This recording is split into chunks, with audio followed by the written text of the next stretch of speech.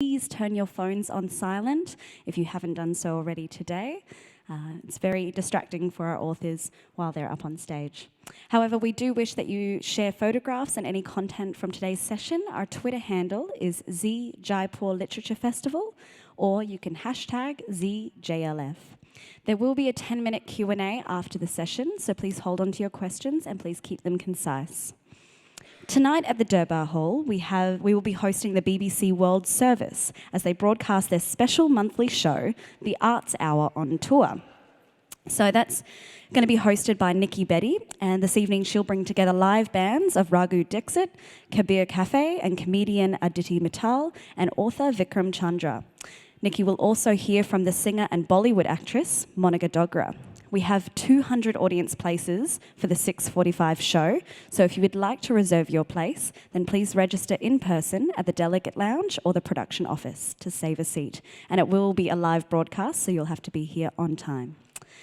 Now, without further ado, I would like to welcome you to the first session presented by the Harvard University Press called Lost in Translation, with our authors who are welcome to the stage, Deborah Smith, Paulo Lemos Horta, Radha Chakravarty, and Sholeh Wolpé, in conversation with Adam Thirlwell. Give them a round of applause. Good morning. It feels very early. I just got here from London, so it's actually about 1 a.m. for me. So I hope I'm coherent. My name is Adam Thirlwell. It's a great pleasure for me to be here with this wonderful panel. Talking about translation. I'm just going to briefly introduce everybody, and then we will get on. We have Deborah Smith, translator of Han Kang, the Korean novelist. Paulo Lemos Horta, who's a professor at NYU and just published a wonderful book, available in all good bookstores, Marvelous Thieves, which is a kind of history of the Arabian Nights. Radha Chakravarty, the writer and critic and expert on Tagore, and Sholeh Wolpé, who was born in Iran, and I think your most recent translation was Conference of the Birds by Atta. Yeah. So as you can see, there's a kind of giant range here, so we will try and find ways of talking about translation. I should say, because I'm a novelist who's obsessed by translation, but therefore, in a way, my experience with translation is often much more as of being translated rather than of doing the translating. But I think because of this experience of being translated, I've always, and in fact, all my reading has so often been in translation, and I've always felt that there's no such thing as a novelist who only kind of can be understood within their own culture, within their own language. This question of the kind of viability of translation has always interested me, and I've always kind of preferred more optimistic. It seems to me that especially in the theory of translation, it's very common to be highly skeptical of even its very possibility. And it seems to me that in a way it's easier to talk about the problems. The problems are so obvious, and it's much more profitable maybe to talk about the kind of excitements of translation and the moments when it works, because quite clearly it does work. So if we just begin, though, maybe with something quite general, if everyone on the panel, I think, could just, talk about the pleasure of translating, and maybe if you could give an example of kind of why you do it, and kind of, and something that you've actually done, or why you read in translation. If we just start. Sure. So I have a slightly different background to some other translators, particularly from Korean, in that I learned the language relatively late, and I chose to learn a language specifically because I wanted to be a literary translator. Not sure if that was because I'd never met such a person, or in spite of never having met such a person. And it was because, mostly what I read was in translation. I found the sort of tight focus on English at my university, and also just in England in general, a little sad and a little boring. And I love language. I love the English language. That is what language is to me. I know Korean well enough to translate from it. I don't know it as well as I do English. And when you translate something, you have a, almost sort of physical relationship with these words, and you have an emotional relationship with them. And the thing that I'm trying to sort of stay faithful to is the effect that that had on the original reader. And so to sort of allow myself to be equally affected by that is a sort of a wonderful, sometimes disorienting and alarming experience. But also, a translator, you're a reader and a writer. You're the closest reader that this text will ever get. So if you're translating wonderful literature, you get to, spend months of your life with it. And then you get to write in English. And I get to write sentences, which is what I'm good at writing. I can't do plots and characters and structure, but I can do sentences. And you never get writer's block. You know that you will sit down at your computer for 8 hours and you will produce 8 hours of work. So for me, that is the wonderful thing. Yeah, no, I translate from Romance languages and from Portuguese, and a professor in university told me when I was writing one of my first papers that he only respected people who did their own translations. So that's how I started translating Fernando Pessoa. Growing up bilingual, sometimes I would remember a poem in English I had read in Portuguese, so that was a good way to start translating. Maybe it took a little less effort than learning Korean. And as to why this fascination of writing about translation, my mother was an orphan in Brazil, in the north of Brazil, and the first book she was given was The Arabian Nights. And the first stories she told me when I was a boy were Ali Baba and Aladdin. So when I found out that these stories did not exist in Arabic in a manuscript, and that they were added in translation, that certainly spoke to the creativity of translation, but it made me go on this sort of quest to find out which storytellers, which booksellers in Aleppo and in Cairo did these Orientalist translators steal these stories from. So that's my journey in terms of writing about translation. Well, is this audible? Well, I became a translator almost by accident, out of a sense of dissatisfaction with the way some of my favorite texts were circulating in translation. But once I was drawn into it, it became a passion bordering on obsession. And while we harp constantly on the problems of translation, the difficulties of translation, I think what really remains with me is the joy of being able to communicate my pleasure in a text to readers in another language who would otherwise not be able to share that joy, and to be able to connect with people from other cultures, other languages via literature, and it's very empowering to think of this, although it's also very daunting. It's a great responsibility. But I think this whole idea of placing certain important works of literature from one culture on a world map to situate these works in relation to world literature, I think that's just so exciting and so full of possibilities.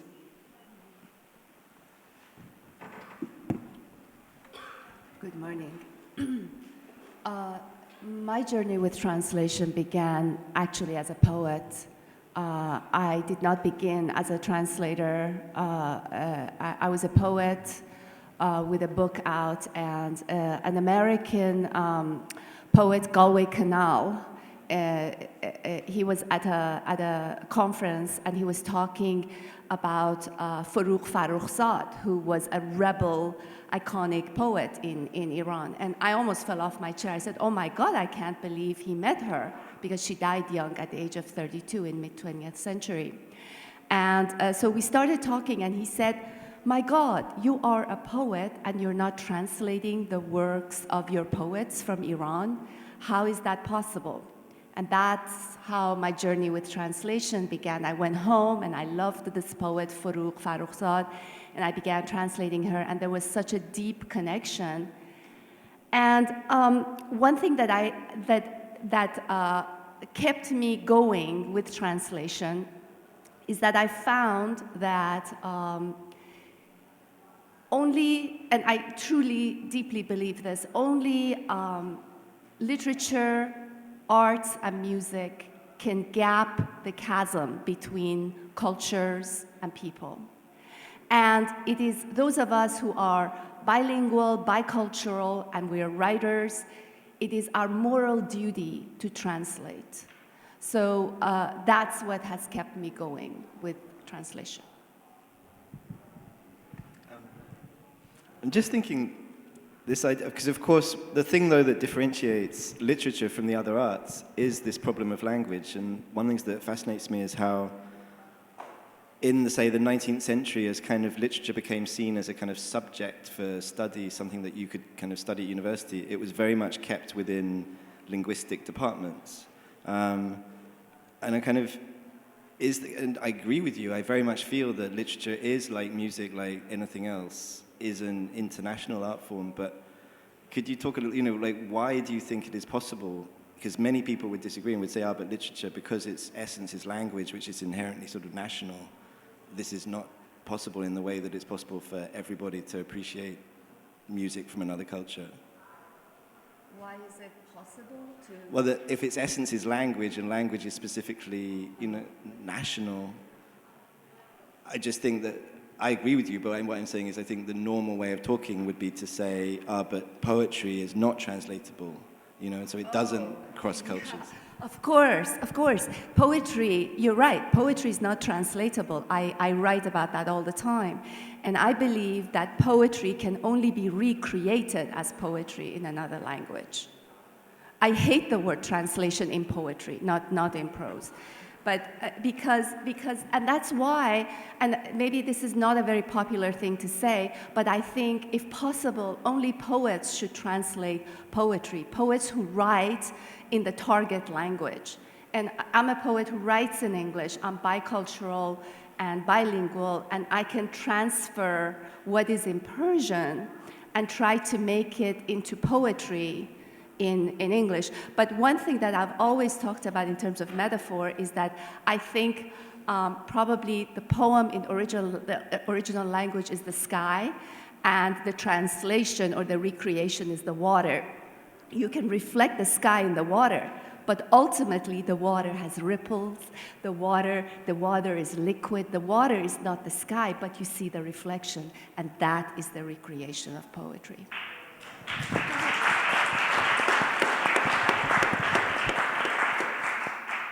It's interesting. I think another kind of theme that came out of, in a way, what you were saying is this idea of an audience. I'm just thinking to myself, who is the reader of a translation? Because it seems to me that it could differ even for a different text. That the reader of a Tolstoy translation might be different from the reader of a Han Kang translation. Deborah, could you just talk a little bit more, do you have often novelists are asked if they have an imaginary reader, as it were, and do you have an imaginary reader, or?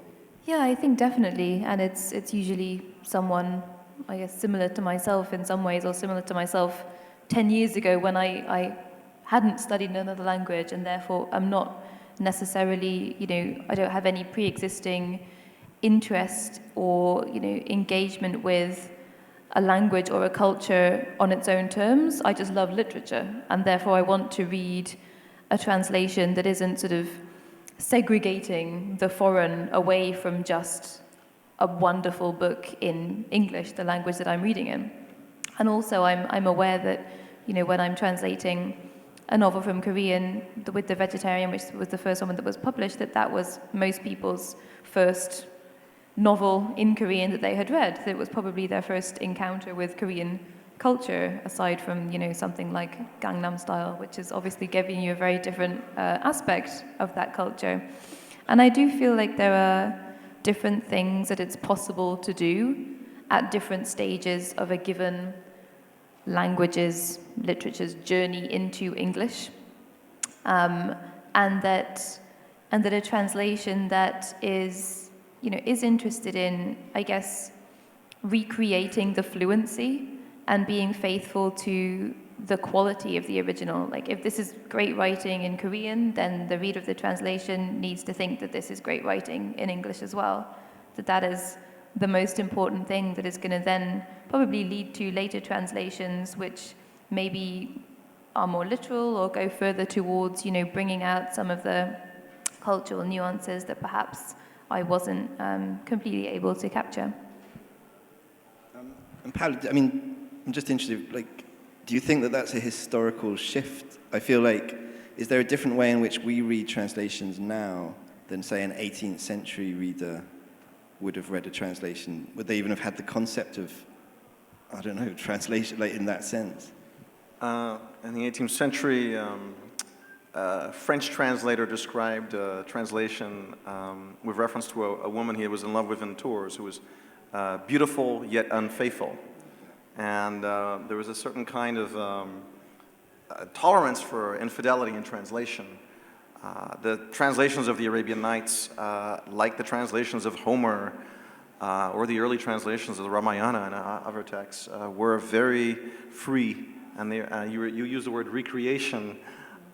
Maybe, particularly with an anonymous text like the Arabian Nights, the translators felt that they could stamp their authority, and they could become the author, since there was no author for the story. But certainly, those kinds of changes would be less tolerant today, I think, if Sholeh was trying this with Norton or Deborah publishing a book like that. People would go, you can't shave 300 pages, or you can't add 600 pages of your own to this translation. Yes. But is part of it because there was obviously quite an anonymous culture then? I feel now authorship is so specific, as it were, and that we kind of understand an idea of the author that you wouldn't be you'd need permission, as it were, if you were kind of. And just a little note, I mean, the infamous translation of Sir Richard Burton, which was in the late Victorian era, he almost went to jail for it, and it was meant for the gutter, as many people said. He circulated it for subscribers. It was not sold in bookstores. There would not be a bookstore as there is here at the festival. And for a long time, we imagined it was just because of censorship, and now we realize it had a lot to do with copyright. Burton wanted to be recognized as the author of the translation, and that's the reason he was doing it in that way, not just to escape Victorian prudery and censorship. But Radha, do you think that one of the things we were just chatting about before we came, was you saying, because I think what's always interesting to me is how actually there's not only a different idea of style in another culture and another language, but there's even a different idea of what translation might be. And I wonder if you could talk about that a little, because it was fascinating. Yes, I think translation is not a transparent word. And this whole idea of fidelity, which we go on about, if we look at the way translation was imagined right from ancient times in Indian culture, the terms that were used, anuvad means coming after. Anuvad suggests the afterlife of texts, how texts live on and acquire a new lease of life through translation into another language. Or the term rupantar, rupantar meaning change of form, how a text has an afterlife, how it lives on through translation, but how that does involve transformation. So much more, I think, open and fluid understanding of translation implicit in just these very terms. Likewise, so there is an openness to the idea that fidelity may not be the primary credo of the translator. And as someone who has worked on Tagore, we talk of world literature, and we talk of the vexed relationship between translation and world literature. Once when he was asked to give a lecture on comparative literature, Tagore said that comparative literature, when I think of it in terms of my writing and my universe, I would like to use the term Vishwa Sahitya, which literally translated into English would be world literature. But if we look at the word Sahitya, Vishwa means world or universe, but if we look at the word Sahitya, it comes from Sahit, which implies with. So it suggests something that connects or brings together. Now, this is not the valence of the word literature which comes from a Latin source and which suggests writing in relation to or in contrast to orality, or letters or literacy in contrast to the unlettered imagination. But Sahitya suggests something that brings together, that draws together.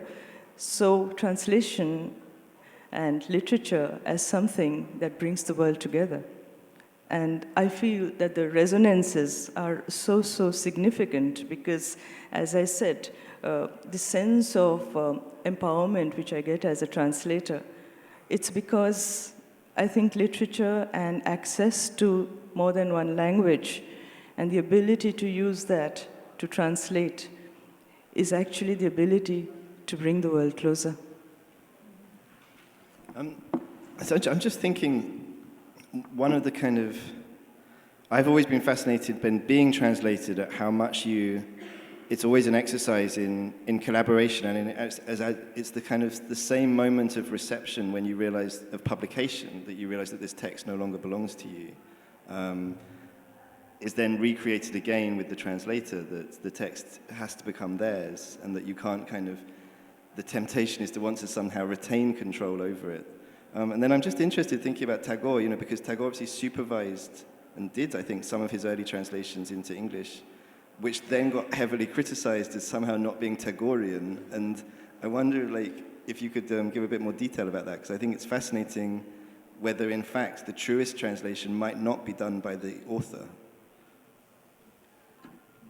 Yes, in fact, Tagore, while he was initially lauded for his own translations, and he was awarded the Nobel Prize for his English renderings in Gitanjali and other contemporary texts, ultimately, I think his own translations did him a great disservice because very quickly his reputation declined, and largely it was due to the kind of very inadequate translations that were circulating. Some were by Tagore himself, others by people who had taken on this task of translation but were not doing justice to the originals, which is why I think it's so important now that Tagore is out of copyright and being translated in so many different ways, so that in my co-edited anthology, The Essential Tagore, we actually carried parallel translations of some texts to demonstrate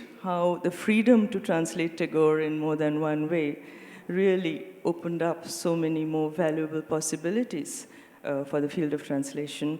And likewise, in my recent book, Shades of Difference, which is also a Tagore anthology, we have carried audiovisual material which includes Tagore in different languages to show how the Tagore originals mutate across translations, and we need to hear and feel those mutations to understand how the text's afterlife actually lives on through translation, but also transformation. Sholeh, I'm just have you ever translated? Because you're bilingual, Sholeh. Have you ever translated your own poems between the two languages you? No, I haven't, because I think whatever language you translate into, you have to be dreaming in that language as well. I don't dream in Persian anymore. I can't do it, My work was just recently translated into Spanish. There's a book of poems in Spanish is coming out in Spain. And so I understand Spanish, so I did look through them, or the Persian language, but just to make sure that my intentions, have not been lost. But I wouldn't touch it. Even when I translated Walt Whitman's Song of Myself into Persian, I brought in poet Mohsen Ahmadi, who writes in Persian, and we co-translated it together because he dreams in Persian. Yeah. I want to move on slightly to this question of style, and maybe in more detail. That certainly, as a novelist, I've only been interested in novels where, as it were, the concern for style was as high as maybe in poetry, where each sentence was seen as something to be worked on in itself. And then this is where I think translation becomes so interesting, because you might then think, but then this is where it becomes untranslatable. Kind of, maybe Paulo, it's like interesting to start with you actually, like with the idea of the Arabian Nights, where I have no idea what this, what would be a sentence style, as it were, of the Arabian Nights? Like, where would it even begin? Well, it might be difficult to tell without the punctuation, which is missing in the original manuscript. The most popular English translation by Hadawi is by this Iraqi-American translator, Hussein Hadawi. It's an excellent translation. Hadawi was a big fan of Ernest Hemingway. So you have these short, clipped, Twitter-like sentences, which give you very little sense of how there are no sentences or even paragraph breaks in the original. To date, nobody has tried in English to render that kind of oceanic flow of the original, as perhaps in other languages people have tried to do that a bit more. And how many translations are basically translations of Galland, of the French translation, as it were, and kind of?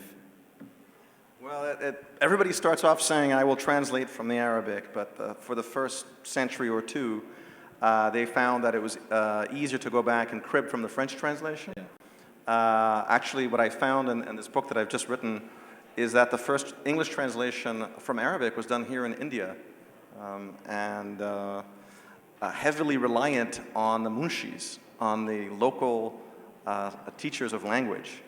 And I think that's the sort of unspoken, speaking of collaboration, I don't think it's possible to translate so many hundreds of pages at that time. Many of these translators did not have formal training. Burton, Lane, Torrens, none of them actually went to Oxford or Cambridge or studied Arabic formally. So they relied heavily on their munshis in places like Simla and in wherever the British imperial presence was. And that's how they sort of stole the text, which already was circulating, of course, in Farsi and in other languages already as a kind of world literature. Yeah. And the English imagined they were introducing it to world literature for these translations. Deborah, so when you're translating from Korean, like, I have no idea of what is kind of seen as good style in contemporary Korean writing, maybe how that's changed. Like, how much do you feel that you need to be kind of true to that sort of, those styles? Can you give me some?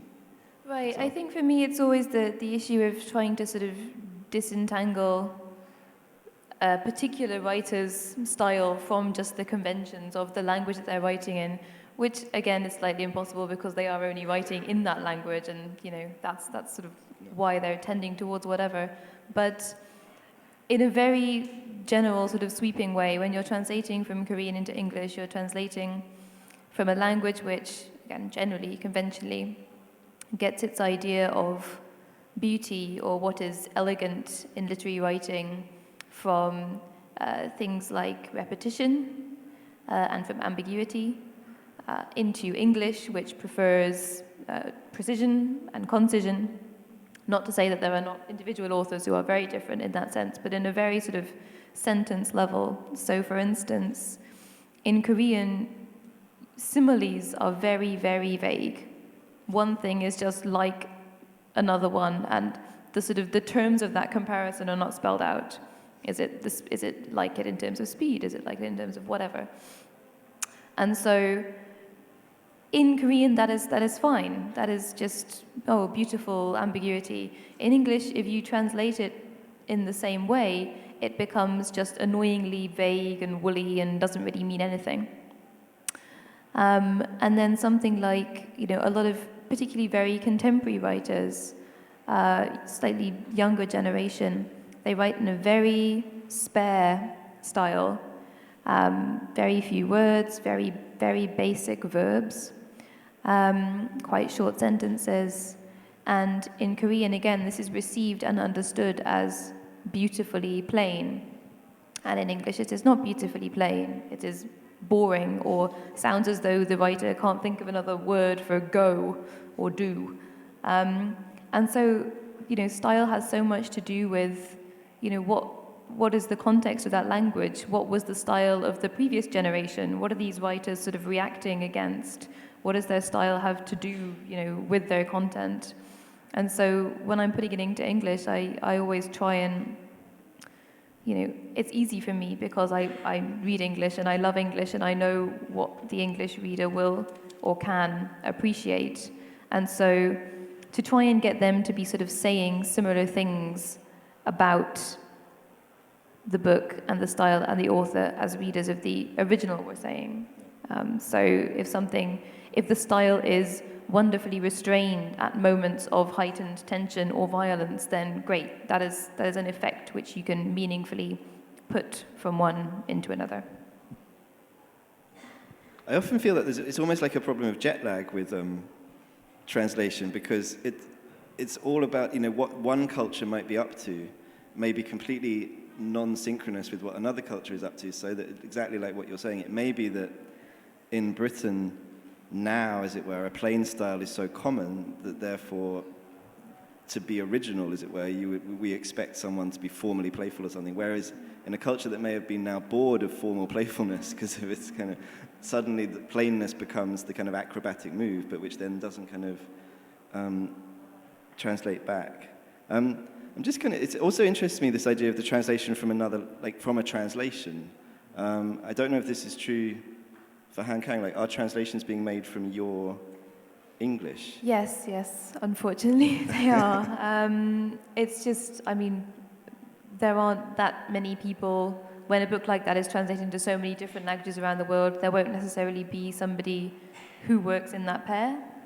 And that is, yes, a problem of English's sort of hegemonic dominance, and is not necessarily ideally what you want to be happening. But at the same time, if it is, again, enabling readers in another country to sort of appreciate this book and this writer, then it can't be a wholly bad thing. Do you get any royalties? No, I don't get any royalties. The only time I find out about it is when the translator contacts me to ask me a bunch of questions about it.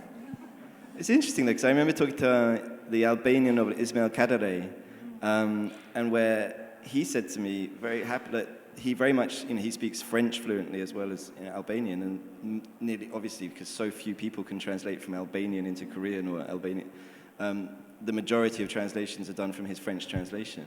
And he said that he now considers the French to be an extra original, like he has no... and so actually there's something, it's obviously in one sense very sad that there can't be, but there's also another way of looking at it, I think, which is that this plurality of originals, to me, is quite exciting from a kind of theoretical point of view as well. And actually, another author that I mainly translate, called Bae Sua, she translates from German into Korean, but often using the German translation. So she also translates Pessoa and the Spector without speaking a word of Portuguese, and completely prefers that sort of, to not be bound by the idea of the original as something sacred, I guess. Can we, I think another of the things that fascinates me is really is there a difference between, like you were saying, you never get writer's block, it seems to me that in the culture generally there is seen as a huge difference between the translator and what that means as a literary job, as it were, and the writer. But increasingly I kind of think, I'm really not sure if there is any tenable distinction. And I'm intrigued partly, I think, by what it is that, the choice of an author to translate, why did you sort of choose, you just talked about Sholeh kind of having an affinity with a poet, and it seems to be very similar to almost having an affinity to a subject, like why one might choose to write about something. It might be quite difficult to explain, but that you need, that almost as if there's a sort of second level kind of, I don't know if you could talk about that a little bit. Of course, you have to have, look, with poetry it's different from prose, but you have to have a connection. As a poet, I have to have a connection with a poet I'm translating. When I translated Furugh Farrokhzad, that's her picture. She was the rebel poet of Iran. She was considered... at the time when she was writing, she was considered a woman of loose moral values. But why? She was the first woman who wrote completely from a perspective of a woman, socially, sexually, psychologically, poetically, right? So I really connected with her because I remember I was a young girl and I was reading her work and I had to hide it, you know, under my mattress so my parents won't find out. You know, I mean, with today's standards, when you read it, it's just, you know, some of her poems are just sensual, but not really sexual. But she was magnificent. But one thing I want to go back to what you said is that okay, so Persian language is a flowery language. It's super flowery and it's beautiful when you read it in Persian. But when you translate it, it translates all into cliches. And so with Forough Farrokhzad, I really had to connect so I can transform what would translate into cliche into something beautiful, original, fresh. And that was really hard. You do have to connect with the poet and the poetry of that poem. When I translated The Conference of the Birds by the 12th century mystic Sufi poet Attar, it was the same way. He was a Sufi mystic who wrote centuries before, but her work is so deeply spiritual. And at the time, when I began to translate her, I really was in search of something deeper than what was already in my life. And so when you translate, you get into the bone and marrow of a work, and it becomes part of you, seeps into your blood, you become it. Am I being dramatic here? But it really, so when you do that, you do have to have an affinity with that poet. Otherwise, that poet will invade you, and you don't want that. So you want to come together. Did I answer your question? Yeah, absolutely. Radha, could you, I mean, when you've translated as well, and like kind of, how much do you see kind of the different ways of writing as different ways, or are they kind of one aspect of the same thing, or different aspects of the same thing, if that makes sense? Well, I agree that to translate, you have to be perhaps the text's most intimate reader. The translator is, first of all, a close reader, and this whole idea of affinity, of getting into the skin of the author, I think without that, a translation may be perfect but dead. It can have all the right words, and the life and the spirit would be missing. So this whole affinity, this whole question of being drawn into the writing of another person, it's a very complex experience, because you, in a sense, enter into that text, and yet when you begin to translate, it becomes your own text too. And the two can never really coincide and be identical. So in this very strange gray area where you're trying to work as close to the original as possible, and yet the translator is, after all, human, and I think you can't really keep yourself out of your work. And sometimes I think of translation as a kind of textual relationship, a relationship between two texts that is not necessarily always a harmonious one, that can be a relationship of sometimes tension, sometimes even conflict and violence. And sometimes translation is spoken of as a kind of textual violence, as if you're violating the original text in some way. But some of that is inevitable, because I think in translating a text, you're also putting something of yourself into it, your language, your culture, and whether it's conscious or not, I think it's something that is bound to happen. And when I reread some of my own work and reflect upon it, I see how much of me there is in my work. Sometimes it's conscious, though. And to give one example, I translated Tagore's memoirs, which in Bengali are called Chele Bela, which literally can mean my boyhood, but which in Bengali is an elastic term encompassing childhood in general. When I translated that as boyhood days, Amartya Sen wrote the foreword to my translation, which he liked very much, but he made the observation that the translation of the title was a literal translation because I had referred to boyhood rather than childhood. But my response to that in something else I published later was that I was translating as a woman, and I couldn't help but be sensitive to the fact that the childhood Tagore foregrounds in his narrative is about how boys were brought up in his time, but surrounding him are all these female figures, and we see the figure of the child bride coming into the house. So while the wayward boy Tagore is being pushed into school and is being pushed into education, all of which he hates, the child bride is being brought into domesticity, into a whole different ethos, so that I could not but be aware of how the text is really about also a gendered childhood. So that was my intervention, if you like. That was how I came into my own translation, and it's something I wouldn't change. I would stand by that.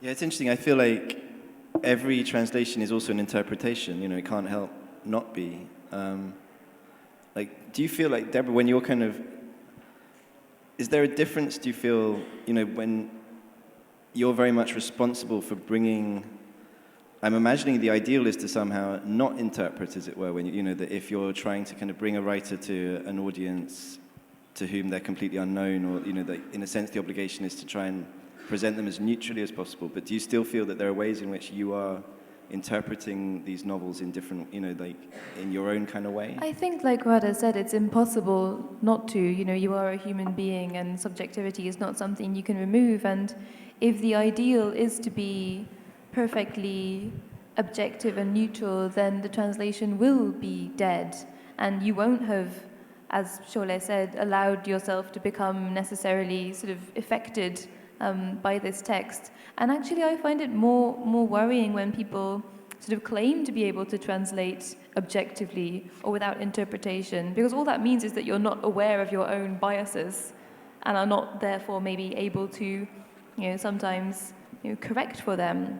And it's also it's not a question of taking things that are intentionally ambiguous in the original and clarifying them, for the sake of easier understanding, if that's sort of part of the reading experience of the original. It's a very different thing. Do you think a translator has an actual style? That's the other thing that always Well, I think luckily for myself, when people ask me, they always ask, would you write your own stuff as well? And I don't have a style of my own, which I think is what I originally thought might make me a good translator, because whenever we had to do like creative writing exercise at school, or when you try to write stuff at university, I just wrote in the style of whoever was the most recent author that I had read. So no, I don't think I imprint my own style. I probably, because I translated 3 books now, 3 books each by 2 particular writers, and I suppose have given them a style in English, which I feel like I'm then, sort of continuing on, and it is easier to imprint on their sort of subsequent books. Paulo, I'm thinking, it's fascinating, that you've translated, say, Pessoa, kind of one of the most multiple kind of writers, and then also written about Arabian Nights, kind of, which is one of the most multiple texts, kind of linguistically. Is there a way in which, in your concern, is there a kind of project kind of underlying this, a kind of wish to emphasize that kind of multiplicity of kind of that translation can lead to, that multiple languages can lead to? That's an interesting question. Pessoa moved around as a child. His parents actually took him to South Africa, and he then, at the age of 17, went back to Lisbon, and he was always sort of out of place in Lisbon.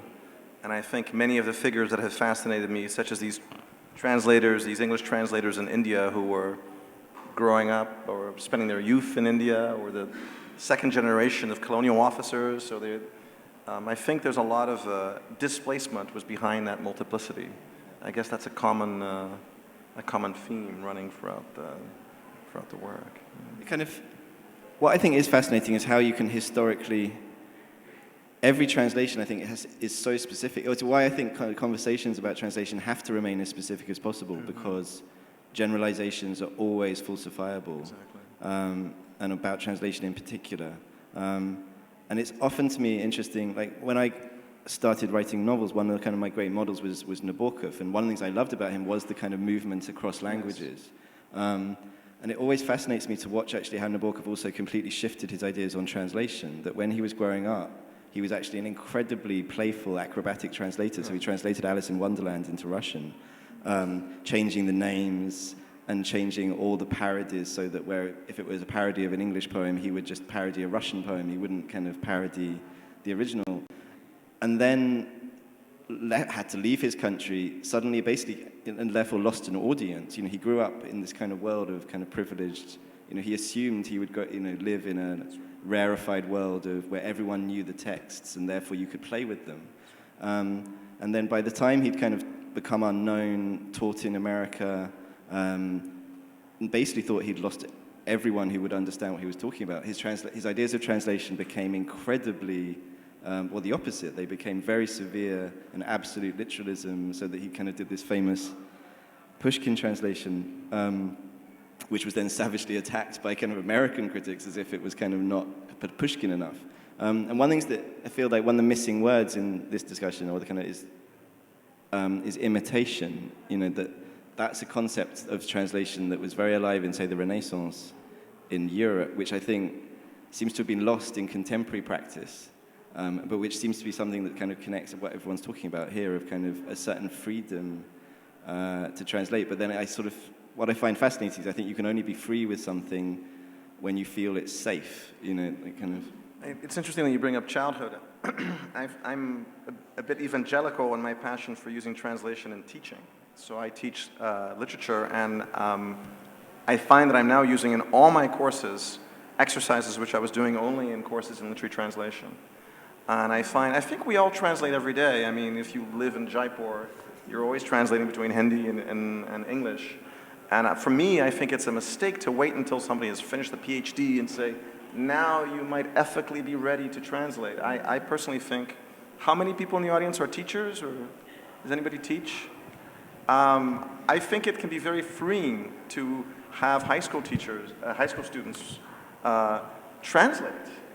My students often feel the pleasure of finally bridging the worlds that they're, you know, so for example, in Abu Dhabi, I have a student who might be at home, they speak, you know, Gujarati with their parents, they're on scholarship in Abu Dhabi, they Skype with their friends in one language, at school it's a different, and when they're translating, finally they bridge both worlds, and there is a kind of, both sides of my brain are being used, both aspects of my life.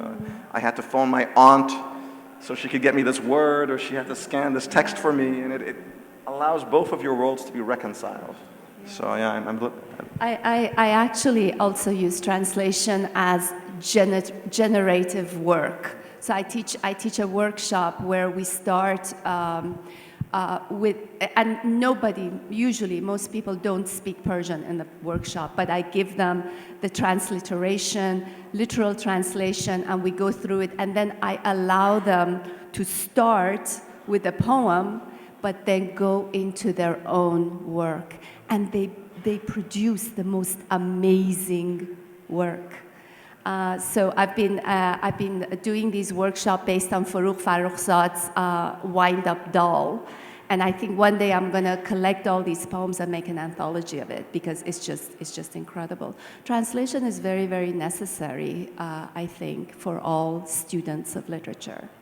On that pedagogic note, we have to wrap up slightly. But if there are any questions, then I think we have a few. Well, there were questions. There were microphones. Yeah, just here.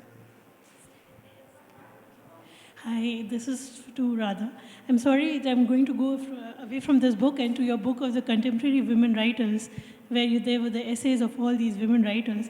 And I just thought, how did she manage to translate an expression? I mean, not a language. There is one thing which is language, and there's one thing which is expression. For somebody as complicated as Mahashweta Devi, you know, I was really wondering, since the time I've read that book, I've been trying to ask this question from you, that how did you manage it?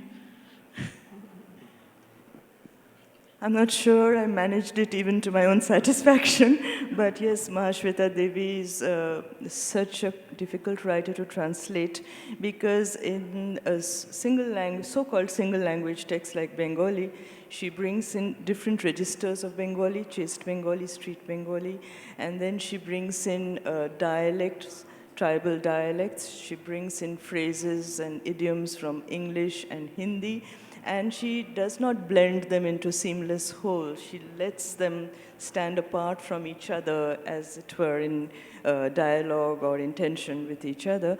And to communicate that in English was an immensely difficult exercise. Actually, I started saying that I became a translator by accident. It was through my reading and translation of Mahashweta Devi that I began to think of myself as a translator. And the persons who pushed me into it were the publishers to whom I had gone looking for other translators' work on Mahashweta texts. And when they talked to me, they said, "Why aren't you translating for us?" And that's how, and they said, "Just try, because we think you're the kind of person who should be translating." But what I came up against time and again was how to get the nuances, the different registers of language. And for that, you really have to make and break the rules of grammar. You have to make and break the rules of grammar, and you have to bring out the different levels of discourse that are played off against each other in her texts. And one had to constantly invent strategies which did not exist before.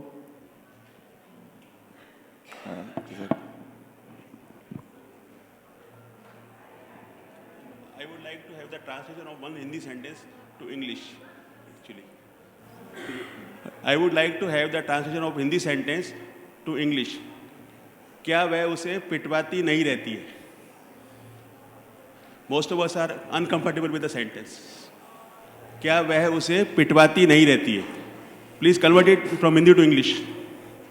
If anybody can do it, it's very good.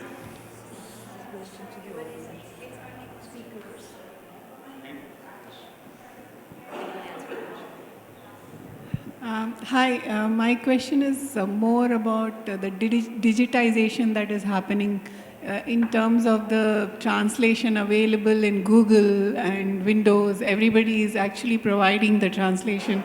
And is the need for the translation, like yourselves, is it becoming limited? Or do you see, what do you see yourself in the future? Are we obsolete?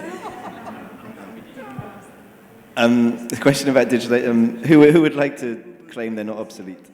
Why buy your book from Norton? Why not just Google Translate The Conference of the Birds? I suspected that Sholeh might be the most aggrieved out of us. Have you ever Google translated stuff? It's really funny, you know. Actually, it's like, you know, that game of whispering. You've whispered somebody's, you know. That's what it is. Yeah. No, that's.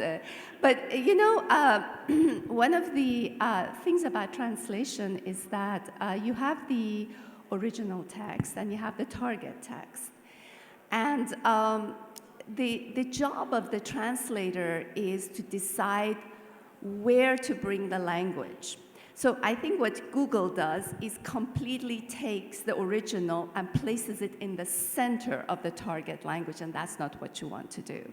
So with poetry in particular, I'm not sure if that's so true about prose, you try to bring it as close to the original language as possible and keep things. For example, when I translated Forough Farrokhzad, she has a term that she coined actually in Iran, and she says, "May you be green from head to toe." Now, I could have translated that, Google would have translated that as, "May you prosper," probably, if you bring it closer to the English language. But I kept it. "May you be green from head to toe."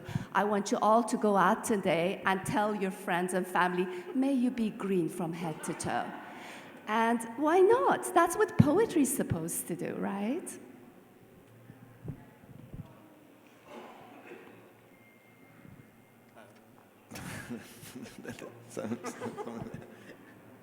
Yeah, I read The Vegetarian and I was wondering, do you suppose that it's important to know the Korean culture? Not just the writing style, as you said, before translating a book, and perhaps like the book presupposes a knowledge of Korean culture because it was written for Korean readers. So do you actually make allowance for the fact that your readers would not know anything about how things work in Korea? Something I get asked a lot, and usually I would say that, there is no one idea of Korean culture. Culture is not a monolith, and so each individual writer will have their own relationship with the culture. They will have their own level of interest in that culture, and when they're writing a work of fiction, it's not usually primarily or even at all intended to explain a culture to another reader. The Vegetarian did not have, that many culture-specific references that would confuse anybody or would need sort of explaining. Again, I think what I've done with later translations of the same author, so the next book, Human Acts, we were able to retain some things like kinship terms. So hyung for older brother of a man, onni for older sister of a woman, which weren't in the Vegetarian, because there were particular instances where that was important. It wasn't just something that you say because you're Korean. There was actually a sort of part of the context and the story. And I mean, again, it wasn't as though I sort of, thought that something that was different and something that an English reader hadn't encountered before is necessarily utterly incomprehensible or opaque, or even that they can't Google it. That is one useful thing about translations these days. And so, yes, you have expressions where, the falling snow looks like sifting rice flour, which is not something that you would write in English. The girl's legs are as skinny as a young radish, which is not something you would write in English, also because an English radish is round, not very long and thin. But it's not as though those are tiny little details in a whole book that is doing so many other things. One more question. Someone further at the back. Yeah. Do you find that you are approached by publishers to translate particular works, or do you sometimes hit on something which you think should be translated and put that to a publisher as a proposition? For me, the two main authors that I translate, I pitched to the publishers, but that was because, Korean is at a very different stage than other languages where there might be works that a publisher hears about other ways. I've been approached to translate prose, and I've said only once yes, and I did that and I regretted it, but with poetry that just does not happen. You have to, because it's a work of love, and so you work that. But with the Conference of the Birds, when I did that, it won a PEN Award, and as a result, the publishers just, became aware of it, and then I started getting calls. But normally, you pitch your work. I just signed a contract with Norton to edit a new edition of the Arabian Nights, and we were talking about Pessoa, among other things. And I think it depends on language, on market. Yeah. And I was specifically told by the publisher, for a language like Portuguese, for a poet like Pessoa, we would have to go out and get some kind of literary rock star to do it. So I do think that publishers are very aware, and they do chase translators for many projects. Yeah, and by the way, if you're interested, Paulo and I are presenting, from the work that we've translated tomorrow at 5 o'clock. Because it's so nice when you hear the work. Here we're sitting here, we're talking about this work that we've done, but it would have been so lovely if we had time to just present a little bit. But next time. She will read from the Conference of the Birds at 5 tomorrow. Well, thank you very much for being here, and it was a wonderful discussion. Thank you very much to all my speakers.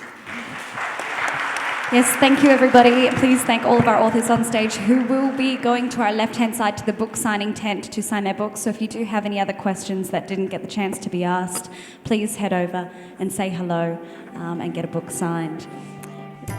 Festival asks you to help keep Diggy Palace clean, so please check